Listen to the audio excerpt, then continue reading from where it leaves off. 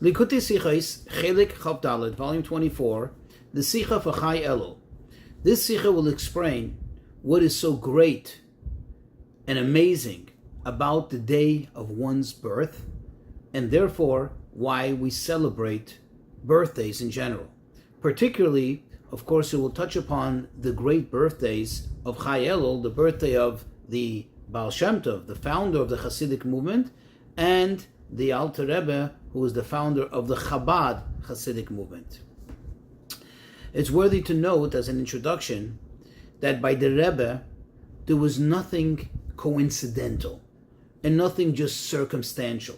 That means even something like this, something like Chai Elul, which is the birthdays, like we said, of the Baal Shem Tov and the Alter Rebbe, even this has tremendous insight and could be pinned and, so to speak, routed to a discussion in the Talmud or in Halacha, in Jewish law, whatever, or and so on and so forth. There's nothing just happenstance. One thing that is worthy to be familiar with that will be mentioned in the Sicha, this pertains to the laws of Shabbos. The law is that you're not allowed to carry, you're not allowed to take out from one domain to another domain on Shabbos, or carry within the public domain more than 4 amas, 4 biblical cubic amot. Now, what constitutes carrying? When you carry an item, a thing, which obviously has to be something and has to have a value and an importance as an object. So let's say, for example, somebody carries a kli, some kind of bowl or some kind of pot or some kind of vessel, whatever it may be. Well, if it's an entire vessel, if it has a size, meaning it has a fullness to it, then you have now committed a transgression. You have now transgressed the melacha, the task of carrying. What if one carries food? What is the minimum? How much does one need to carry in order to have been considered that he had transgressed, that he is guilty, liable of that transgression? Well, there are different measurements depending on what your purpose is. So if you carry food, it has to have some kind of minimum, and it has to have the minimum of just being a normal bite size or portion size, whatever it may be. Now here's an interesting law. What if somebody's carrying a big bowl, and in the big bowl he is transporting a small food item? Now it happens to be that food item does not meet the threshold of that minimum requirement. In other words, if he was just carrying the food item itself, it would not be considered prosecutable. But he is carrying it not by holding directly onto the food, but he's carrying it by means of carrying the bowl, meaning the bowl is serving it.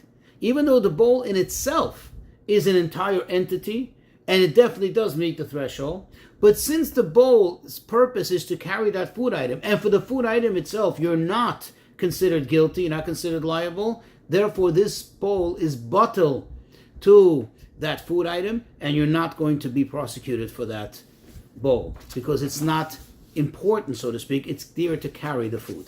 Let's go into the Sicha. Chai Elul, the 18th of Elul, is the birthday of, quote, the 2 great illuminaries.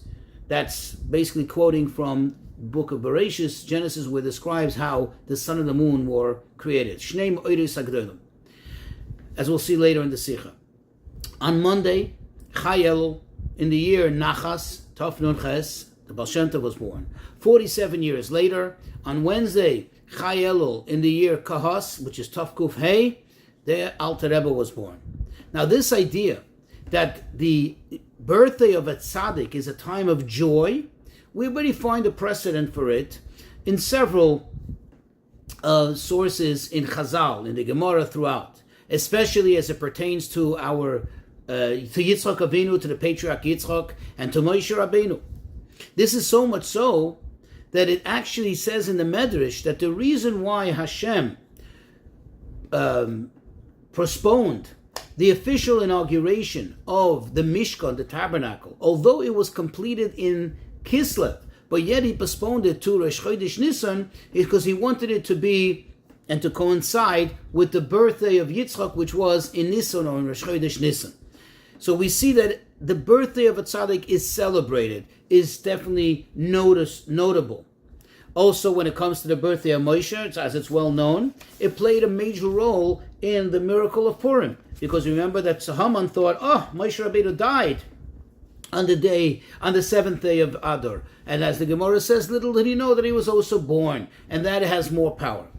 But still, yet, even though we do find that it's a cause for celebration, we do not find, however, any precedent that the birthday of a tzaddik should be referred to as an actual Yom Tov, as a festival. Even moreover, in reference to Zayin Adar, the 7th of Adar, as we said, which is the birthday of Moshe Rabbeinu, but we do find in halacha that there are many who actually fast on this day. So not only it's not a celebration, it's not a Yom Tov, it's actually a fast day. However, when it comes to the birthdays of the Baal Shem Tov and the Alter Rebbe, it became revealed to us by the Frierdiker Rebbe, by the previous Rebbe, in the name of his father, that this is a day of joy to the extent that they would greet each other a good Yom Tov. That means the previous Rebbe revealed to us that growing up, this was a normal thing. On Chai Elul, in the Rebbe's family, you would greet each other a good Yom Tov, just like you would say on Pesach or you would say on Sukkot. Now, since everything, says the Rebbe, since everything in the Torah is with utmost precision and is exact, so we understood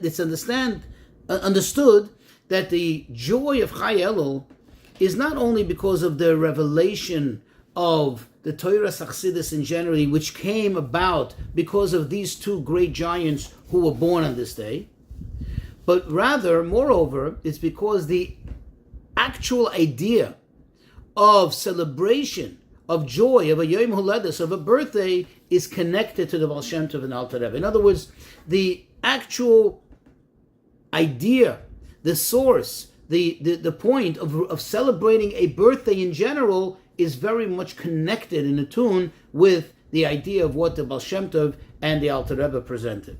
Moreover, he says this connection is not only to them as individuals, says the Rebbe, but also as they both come together. And if we actually see this in the words, if we look verbatim at the words of the Rebbe Rashab, which the previous Rebbe quoted, that he said, Heint is the Yom Huledes von unser Shnei Me'ores HaGdolim, that today is the birthday of our two great luminaries. So he put it together, bunching them both together. So to better appreciate this idea, says the Rebbe, what is it about a birthday and the connection to Baal Shem Tov and Alter Rebbe, we'll preface by explaining the idea of joy of a birth in general. See, if you think about it, what really is the idea? Why do we so much rejoice? What is this happiness when a child is born? If you think about it, says the Rebbe, before the child was born, he was already a full-fledged human being, even to the extent he had hair, nails, everything. Not only that, but as it's stated in the Talmud, that the child, quote, eats what his mother eats. So you see that he's a full-fledged human being, a functioning human being. He eats, right? He eats not his own food that he consumes from elsewhere, but from in his mother's womb. And he drinks what his mother drinks. So he is fully intact. He is a full-fledged individual. And in a certain sense, you can say that prior to the child being born, he's actually, perhaps in a sense, better off, in better standing than after he's born. Think about it. Before a child is born, he is well protected. He is not exposed to, he is not prone to any outer danger. Okay, he's protected by the womb. Whereas after a child's born, that's when measures need to be taken to protect the child. He shouldn't fall, he shouldn't get hurt, he shouldn't slip, and so on and so forth. So the question goes back is, why is it such a big deal? Why is it a cause for joy when a child is born?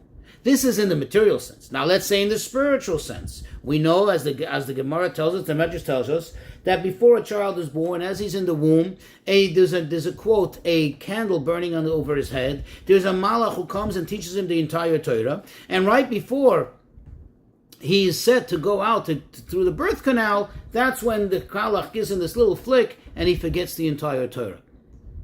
So think about it. He's better off before he was born. Because after he is born, even the Torah tells us, well, there are stages There is stages of development. It doesn't happen, just in the snap of a finger where one should know Torah. It says, at 5 years old, you begin to study Mikra. That's Torah Shebichsav, the written Torah. At 10, you begin to study Mishnah, and so on and so forth. And the truth is, the reality is, you know and I know, how many people actually, during their lifetime, get to master, to know the entire Torah. Very, very few. So he was better off before he was born. So back to the question, what is so great, what is so special about a child being born? Why are we so happy?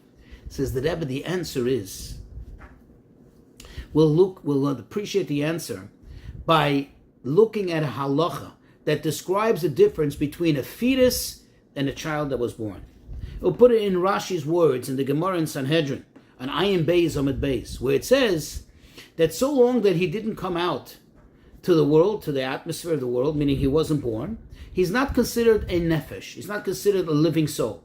And therefore, if God forbid there's any threat to the mother's life, meaning she's having a hard, difficult labor and it seems to be a threat to her life, you're allowed to, unfortunately, take the life of the fetus. Why? Because he's not yet considered to be fully alive.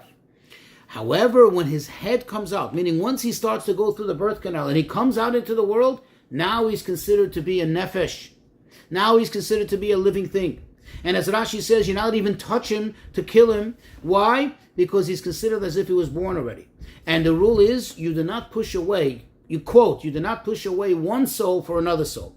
In other words, you cannot take one human life to save another human life. Only if a person is directly eroded, but that's a whole different topic. So what do we see from here? From this you see that notwithstanding the fact that this fetus has all his limbs, everything's intact, as we said before, but the fact that he wasn't born yet, quote, lav nefeshu, he's not considered to be a living soul. Because the definition of a living thing is when it has two things that come together, a soul and a body. That means they become together. In this case, however, of a fetus, when he's not yet born, his body is fully there. But where is his life coming from? His life is not coming, quote, from his soul. His life energy is not coming from him. Rather, it's coming from his mother. And that is the cause of the joy. That is the reason for the joy. Because the moment the child is born and he comes out, now he becomes, quote, an independent living thing. A soul, a body that together are working together in harmony, an independent life, which he wasn't before. This is cause for joy. It says the Rebbe, based on this, will understand and appreciate why the Yom Huledes is such a great yontif. And why it's emphasized so much by the Baal Shem Tov and the Alter Rebbe. You see, because by the Baal Shem Tov Alter Rebbe, we find the same nekuda, the same point, the same accomplishment, which is the revelation of Torah Chassidus into the world. Either Chassidus HaKlolis, the general Chassidus, that through Baal Shem Tov, or particularly Chassidus Chabad. Now it's known that Golus is likened to the stage of pregnancy, when a child is like a fetus state. And the time of the Geula, the time of redemption, is compared to a birth. We find it by Yetzias Mitzrayim, but especially when Mashiach comes. Now, since the birth will come by what means? By the means of Yafutzu Meinasecha Chutza, like Mashiach promised Baal Shem Tov, and certainly even more through Chassidus Chabad. So it's obvious that the revelation of Chassidus is connected to the idea, to the concept of birth. You see, what does this mean? Think about it. A Yid that fulfills Torah mitzvahs. We're not talking about a Yid that's not fulfilling Torah mitzvahs. We're talking about a good Yid who fulfills Torah mitzvahs, but there are two manners in which it can be done. There is the manner which unfortunately was very common, especially leading up to the time of the revelation of Chassidus, which is that there's a person, and he fulfills Torahs and mitzvahs. They're two separate things. Meaning, there's the me, and I am committing myself, I am observing Torah and mitzvahs. This is, in a sense, says the Rebbe, likened to what a fetus is. That there is two separate things. There is the living thing, that although he's alive, But he and his life are two separate things. Remember, we said it before. The body and the soul, the source of his life energy is not coming from him and within him. What is the other manner of somebody, of a yid that's mekayim Torah mitzvahs, is fulfilling Torah mitzvahs in a manner that he and the Torah mitzvahs, meaning his body and his soul, are both one. This was revealed through the Baal Shem Tov, who stressed the idea, who taught the idea of Ein Oid Milvado. There's nothing besides Hashem. And therefore, just like in a fetus when he's born, he and his life are one, they become connected.